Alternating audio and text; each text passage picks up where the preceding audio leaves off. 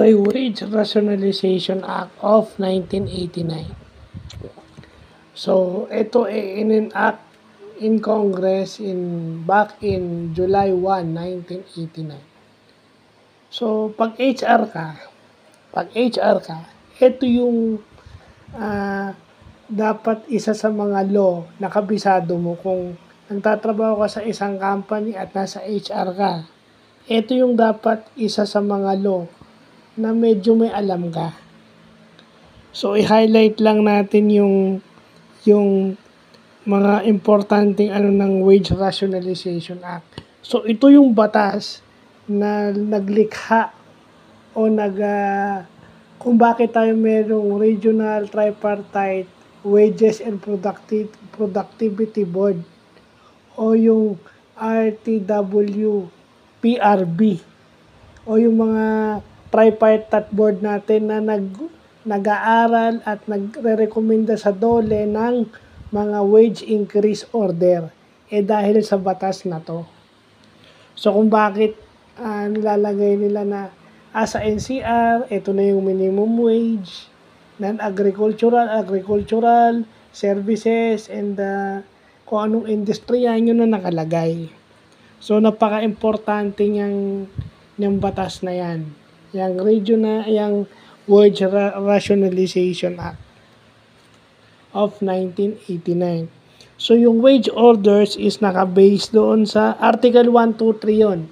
Yung Article 124 is yung wage orders is nakabase sa living wages demand, yung consumer price index, yung needs of workers, fair return and capacity to pay for employers. Dito minsan nagkakatalo. Kasi kailangan mabalanse mo yung consumer price index, yung living wages demand, at saka yung capacity to pay ng employers. So, kung hindi naman kaya ng employers na magbigay, kaya nga nagkaka-question itong mga employers dito sa Pilipinas locally, and kahit yung mga foreign investors, minsan sila yung umaalma sa wage order kasi wala na nga raw silang kinikita. Well, isa sa nakikita ko dyan, the Philippines has the highest taxes among countries in the world and even in Southeast Asia. Although low yung labor cost natin, pero yung taxes natin mataas. And yung ating power generation charge, o yung kasi yung sa company, importanteng mapatakbo yung business mo dahil meron kang kuryente. Mahal ang kuryente sa Pilipinas, isa sa pinakamataas, at isa pa, yung internet connection.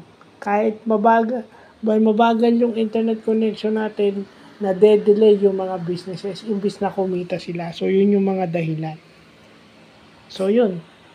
Yun yung importanteng nakikita natin. Kaya, at saka kasi hindi patas yun eh.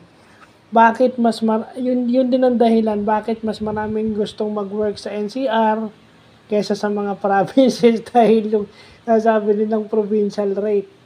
Hindi makatarungan yung provincial rate kasi yung mga businesses in the provinces hindi kumikita compare dun sa mga nasa NCR na highly urbanized. Kahit urbanized sa itong Bacoor, kung i-compare mo sa Parañaque, sa Las Piñas, hindi sila ganun kaya mas marami pa rin ang ayaw na sa provinces mag-work. Lalo na dito sa mga provinces near Manila, minsan gusto nila sa Makati, sa Las Piñas, or sa Parañaque mag-work dahil dun sa minimum wage. Mas mataas yung minimum wage dun sa mga lugar na yon. So, meron pa tayong vlog mamaya tungkol dyan. Sa IRR naman, na napaka-importante. So, yun lang pa.